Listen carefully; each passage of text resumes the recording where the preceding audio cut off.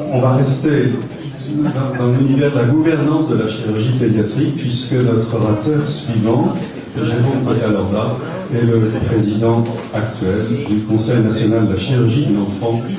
Mais on va quand même changer de sujet, reprendre l'orthopédie à laquelle il est très fidèle et reprendre des avancées techniques en chirurgie pédiatrique orthopédique. Jérôme, tu as la parole.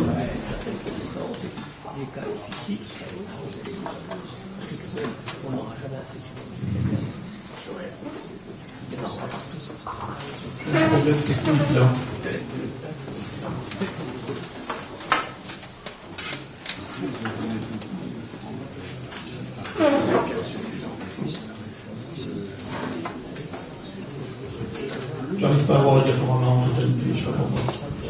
Je suis pas très doué en informatique, c'est vrai.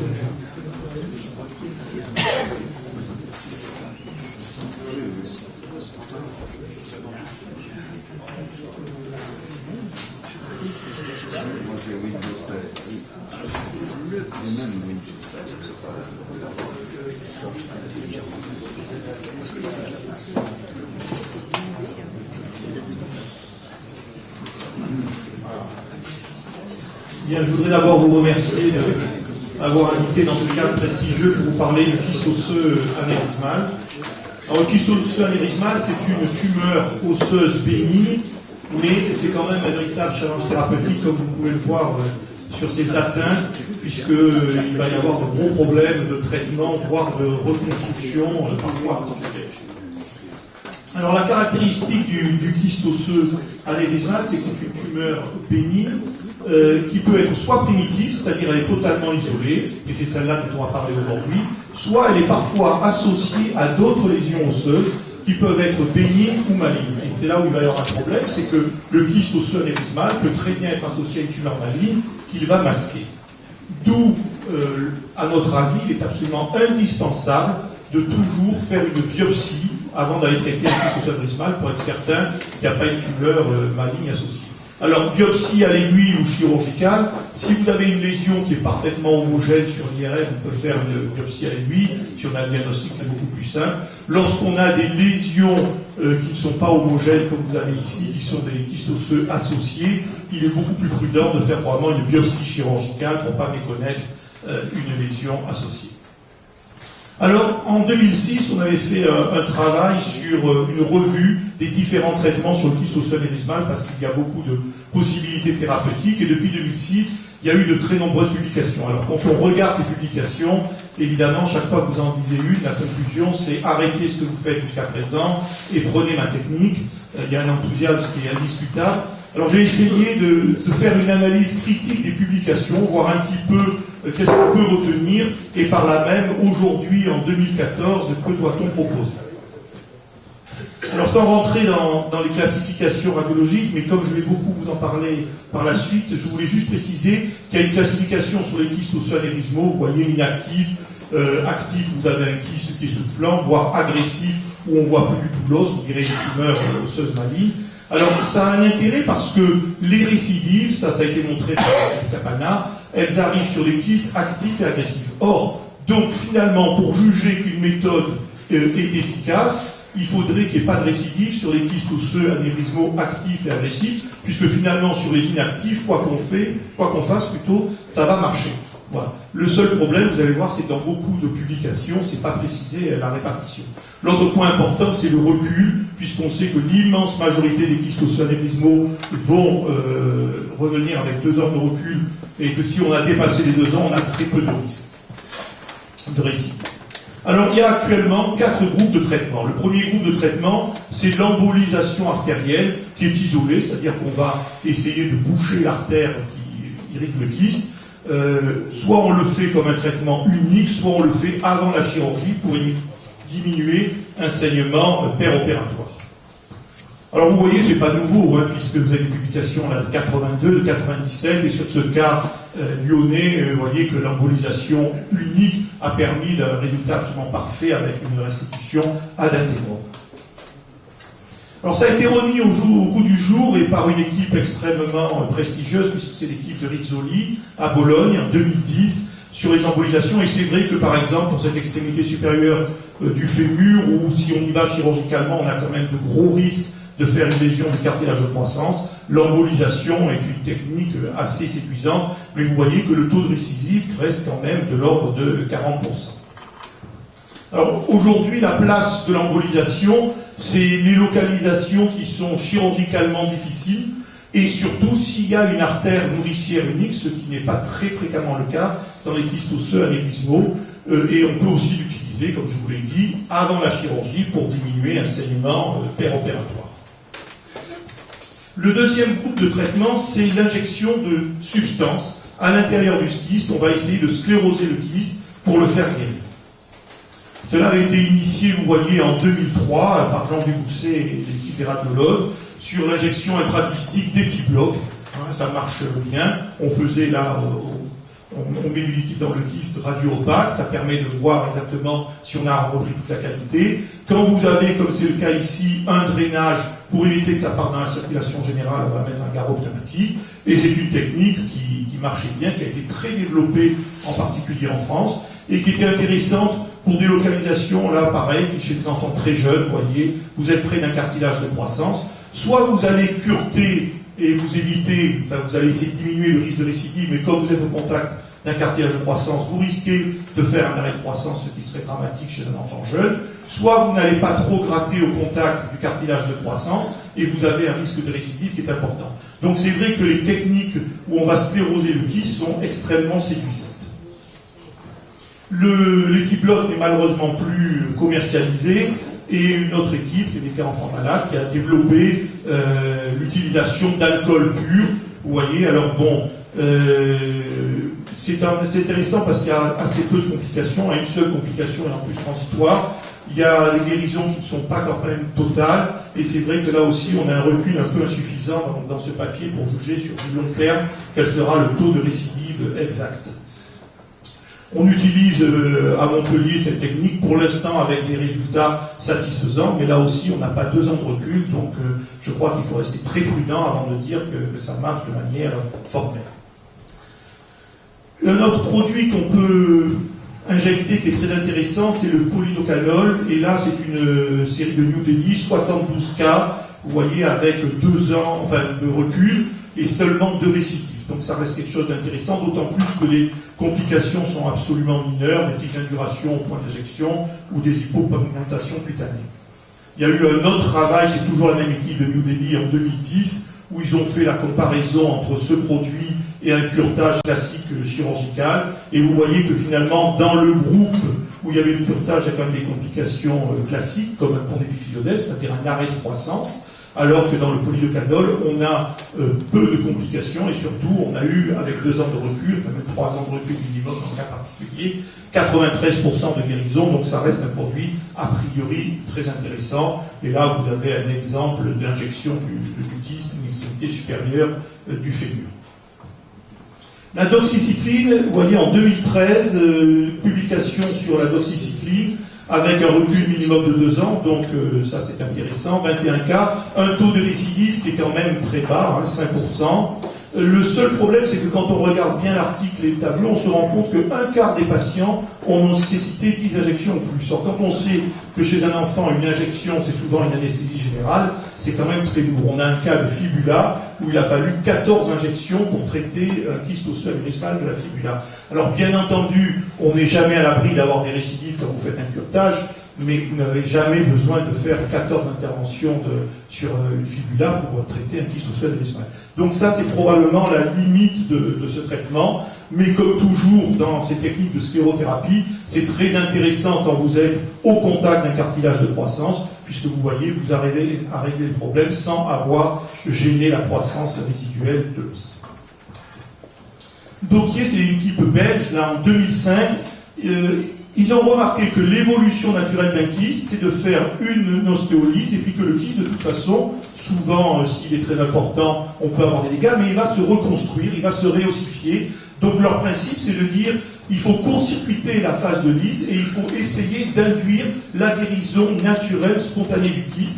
Et pour ça, il va injecter des particules osseuses déminéralisées qui sont mélangées à de la moelle osseuse. Hein. Donc il a fait le prélèvement et puis on va mettre dans le kyste. L'intérêt là, c'est que vous gardez la tumeur, donc vous faites une petite couverture, il n'y a pas de perte sanguine, avec des résultats qui sont, vous voyez, recul minimum de 2 ans, donc là c'est tout à fait valable, et 11 guérisons sur 13. Là vous avez un exemple, par exemple, sur cette lésion du radius, sur un kyste osseux actif, un très beau résultat. Il y a un papier qui est sorti en 2009 sur l'utilisation du produit radioactif, le phosphore 32. Alors l'intérêt, c'est que la demi-vie est assez courte, et surtout que ce produit radioactif a une pénétration qui est faible de 2,8 mm.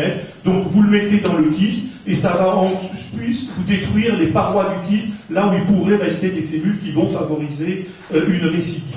Donc c'est un cas avec un recul qui est un petit peu insuffisant, mais surtout, comme complication, ils ont eu une fuite du produit radioactif dans la circulation sanguine, avec pour l'instant très peu de recul. Ils disent qu'ils ne savent pas trop ce que ça va donner, et là c'est quand même une limitation indiscutable à ce type de technique.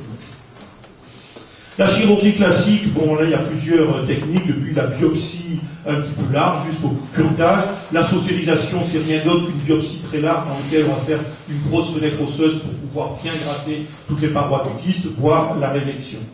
Alors, il faut savoir que la simple biopsie, de temps en temps, permet de guérir les kystes. Ça avait été déjà montré par l'équipe de Rizzoli Capana, quand on avait repris l'étude multicentrique française sur les pelvis, sur les bassins. Il y a plusieurs cas où une simple biopsie, comme ici, permet de guérir le kyste osseux anévrismal.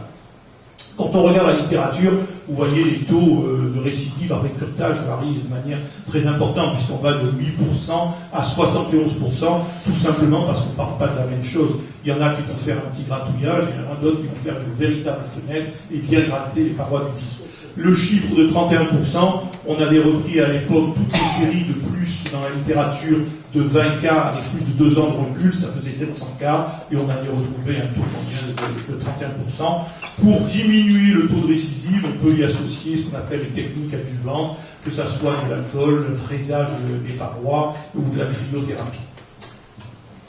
Alors il y a un papier qui vient de sortir en février 2014, c'est donc là extrêmement récent, dans le Clinical Orthopedics, où ils ont décrit une nouvelle technique qu'ils appellent la curopsie, vous voyez, biopsie, plus interruption de cure, mais en réalité c'est rien d'autre, si on lit l'article, que on fait un curetage, mais un curetage à minima.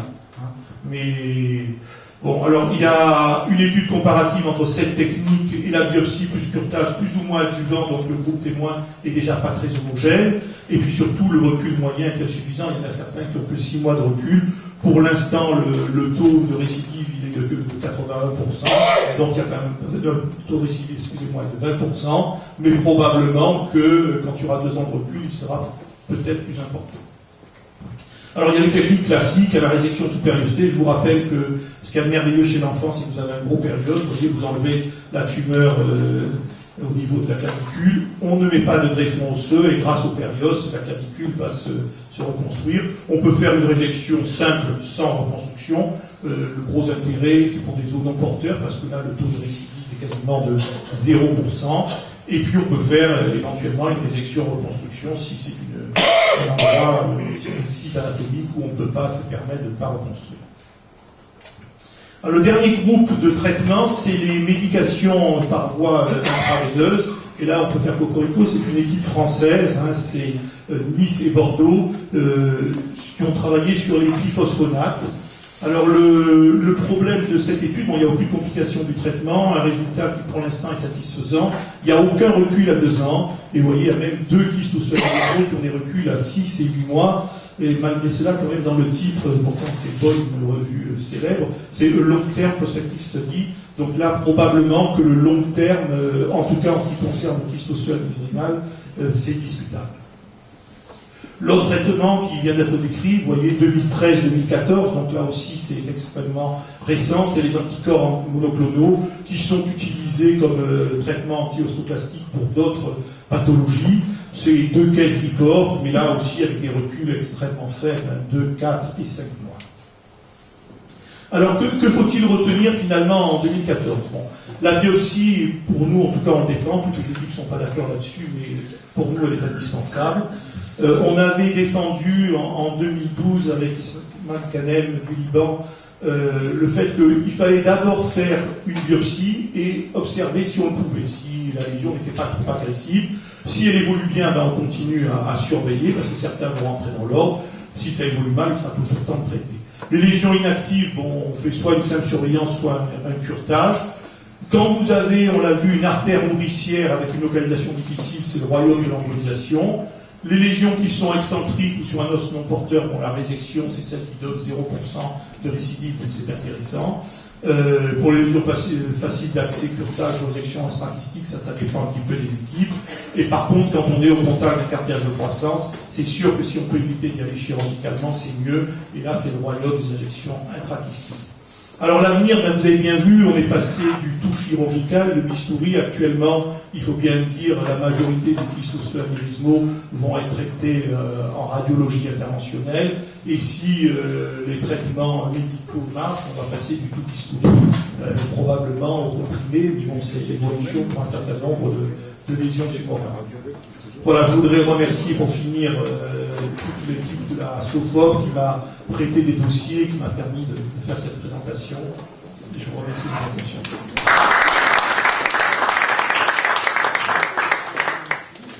Merci infiniment, Jérôme. Alors, nous avons la chance d'avoir un expert en radiologie interventionnelle qui a beaucoup travaillé avec Jean Dubousset sur ces questions et qui va nous apporter quelques commentaires à de très belle communication.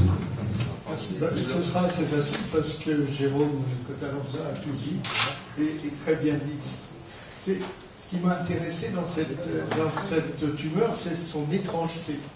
C'est vraiment un kyste anévrismal très particulier. Parce que d'abord, c'est pas un kyste, c'est pas un anévrisme non plus.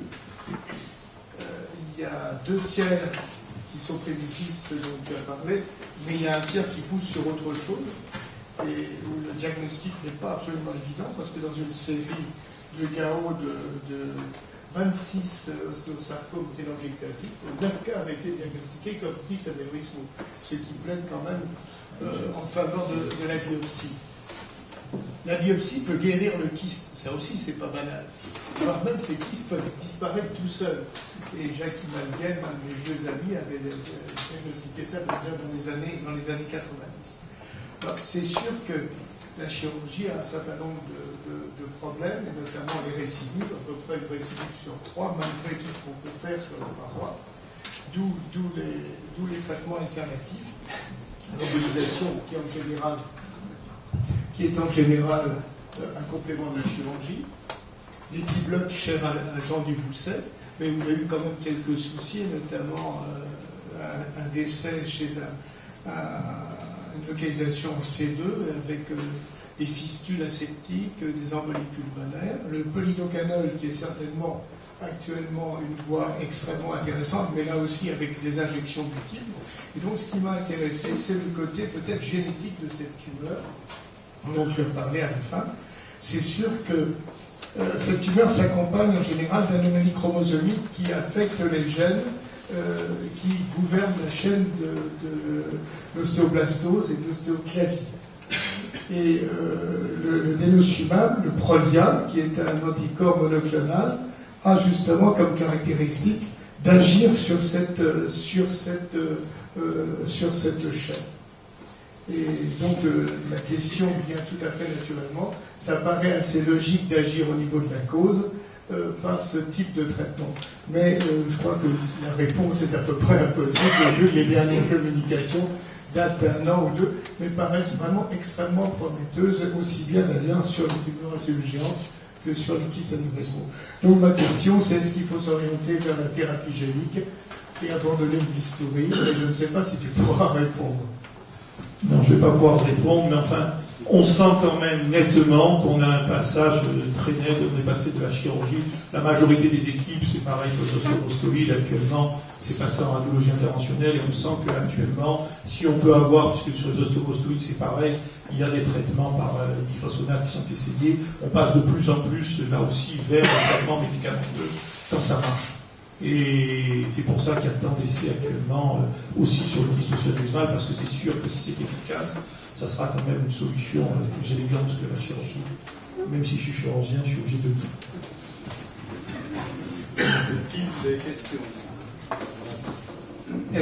dire. Dans certains cas, ces kystes, on les voit fracturés d'emblée dans certains sites, notamment l'extrémité supérieure du fémur. Et ce que j'ai remarqué, c'est qu'on faisait une ostéosynthèse sans faire autre chose, et le kyste se comblait. Bon, la biopsie était faite au moment de l'ostéosynthèse pour être bien sûr que c'était un kyste anévrismal, pas un kyste. Mais on voit la consolidation se faire simplement du fait qu'il y a une fracture sans ajouter aucun greffon, aucun élément extérieur.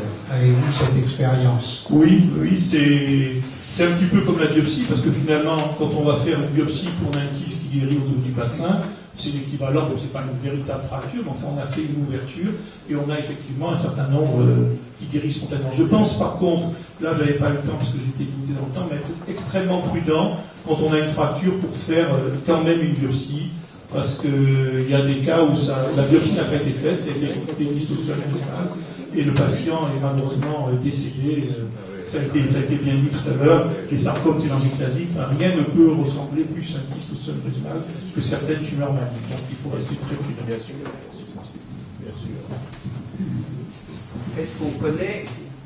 Est-ce qu'on connaît la physiopathologie de la constitution de ces kystes? Parce que c'est assez bizarre quand même.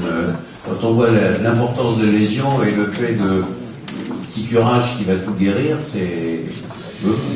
voire même la consolidation par ça, il y a quand même, c'est pas comme d'habitude dans l'os. Non, il y a 6 ou 7 théories différentes sur le kyste osseux-anévrismal, mais aucune n'est vraiment amie. Enfin, il semble quand même que la voie génétique soit de plus en plus, on trouve vraiment des translocations, des chromosomes 11 ou 3. Enfin, il y a quand même des choses comme ça. La physiopathologie même, il y a des gens qui ont fait des mesures de pression, il y en a qui trouvent que les pressions sont augmentées, ça a été le cas de Bisecker, il y en a d'autres qui trouvent que c'est pas le cas. Donc pour l'instant, c'est vrai que la physiopathologie du kyste osseux-anévrismal est mal connue. En tout cas, il n'y a pas de consensus dessus. Pour la thérapeutique, ça serait intéressant de savoir déjà comment ça vient. C'est sûr. Pas d'autres questions? Merci. Merci beaucoup.